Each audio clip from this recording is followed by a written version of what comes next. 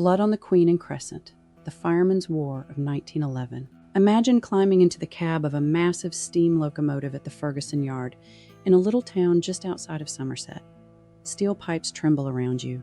Steam hisses from the valves, and the firebox glows like a furnace as shovelfuls of coal feed the flames. Coal dust hangs in the air. Then the engine steadily pulls south into the mountains. And somewhere beyond the headlamps, hidden among the trees and rock cuts, a man may be waiting with a rifle.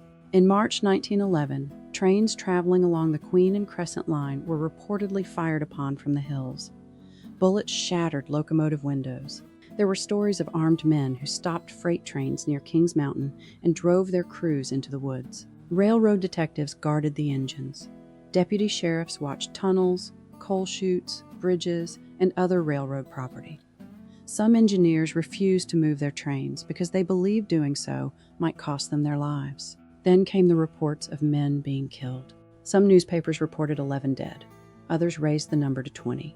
2 deputy sheriffs were identified by name among them. Meanwhile, in Burnside, one railroad man arriving from the south offered a terrifying description. Quote, "They are slaughtering them right and left. Black firemen were reportedly shot inside locomotive cabs. Replacement workers were beaten or disappeared.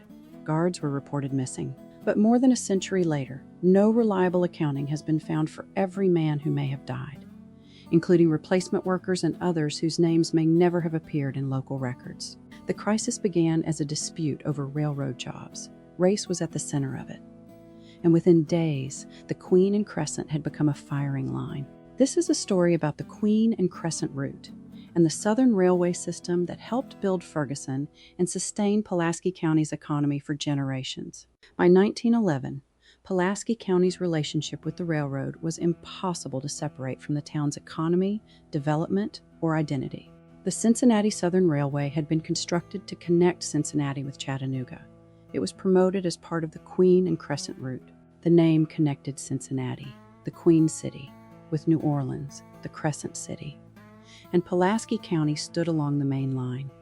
It was the same Queen Crescent corridor that had already witnessed one of Pulaski County's worst railroad disasters. In 1890, a wreck near Elihu delayed traffic out of Somerset and contributed to a fiery head-on collision between a passenger train and a freight train inside the Sloan's Valley Tunnel. Then, 21 years later, the same corridor became a firing line. A railroad strike erupted into a deadly campaign of racialized violence. Fast forward to just past the turn of the century, south of town, in what used to be called South Somerset, the railroad constructed the Ferguson Shops in 1906. The shops repaired locomotives and employed hundreds of skilled railroad workers. Homes, stores, and an entire community developed around the operation. Ferguson took its name from Edward A. Ferguson, one of the figures associated with the railway. For decades, Ferguson and the railroad were nearly inseparable. The shops provided dependable wages and helped establish a skilled working class in Pulaski County. But the railroad did far more than provide employment. It controlled movement. It brought coal, food, merchandise, and news from the outside world. When the trains stopped, the effects spread through homes, factories, and power plants. In March 1911, that dependence became painfully clear. A locomotive fireman performed one of the hardest jobs on a steam-powered train. The work was hot, dirty, exhausting, and dangerous. A fireman had to monitor the track and maintain the fire as the train climbed steep grades and passed through tunnels filled with smoke, soot, and cinders. For many white firemen, the position was a step toward becoming an engineer. Black firemen faced a very different future, frequently classified as non-promotable. White brotherhoods commonly excluded black workers while still negotiating the rules.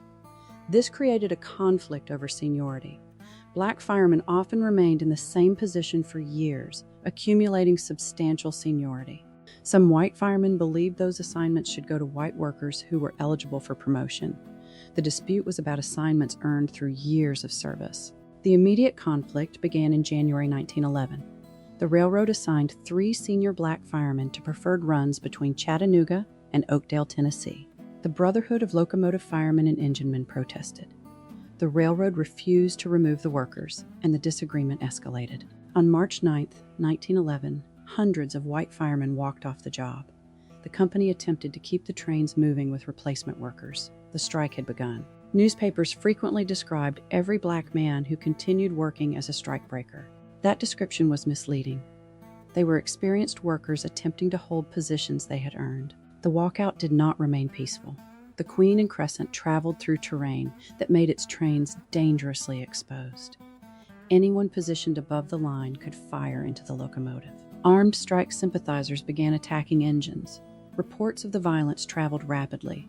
By March 13th, 11 men were claimed killed and 20 wounded. According to accounts, 9 of the dead were black firemen or replacement workers. The other 2 were deputy sheriffs. 5 black men reportedly died inside locomotive cabs, but the reports rarely identified the black victims. They gave readers dramatic descriptions and numbers, but not enough information to confirm who had actually died. 2 victims were identified, H.M. Holloway and J.T. Lovett. They were deputy sheriffs guarding railroad property at Stearns when they were shot from ambush. Today, Stearns is in McCreary County, which was created later from portions of Pulaski, Wayne, and Whitley. The killings occurred within the broader southern Kentucky territory. The deaths of the deputies changed the crisis. Law enforcement officers had been killed while guarding railroad property. This was no longer just a labor dispute. Near Kings Mountain, armed men stopped 3 freight trains.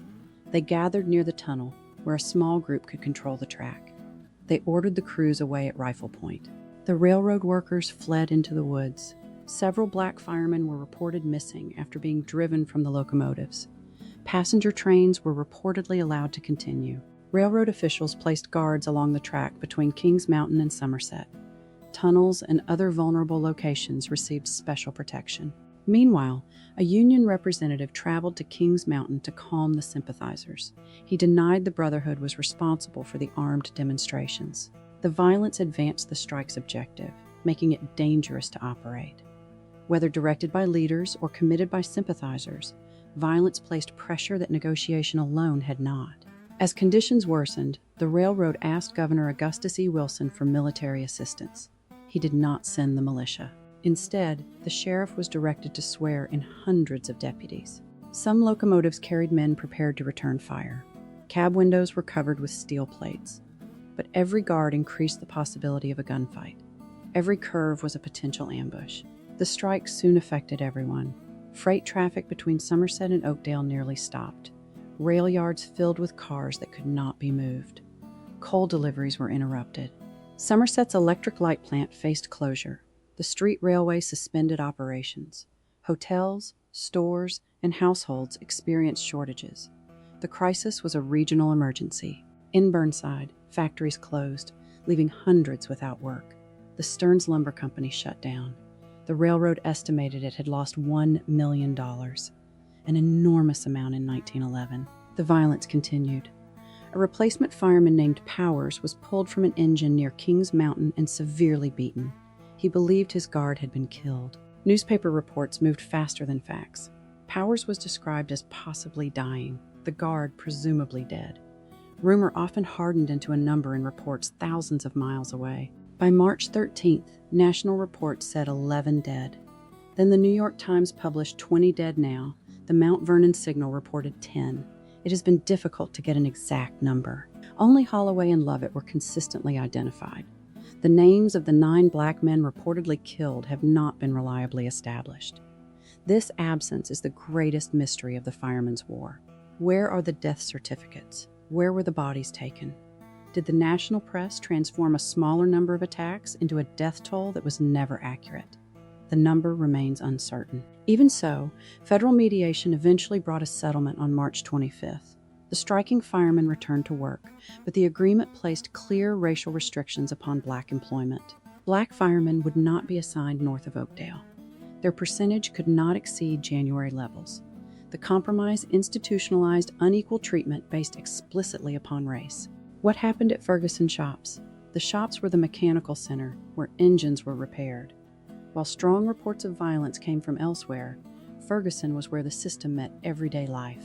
Ferguson represented the jobs at risk and the community forced to endure the battlefield. Eventually, the strike ended. The trains began moving again. The community continued growing. But the men reportedly killed largely disappeared from local memory. Many times, the black victims became a number. Their lives were rarely documented. The Queen Crescent strike was a struggle over who was allowed to work. It showed how racial resentment could merge with labor interests and mountain violence. More than a century later, the community remains, but the story of the Firemen's War has largely faded from public memory. At its center was inequality. But the story also reveals how fragile everyday life can be. When the Queen Crescent stopped moving, coal did not reach power plants. Factories closed. Workers lost wages. Lights dimmed.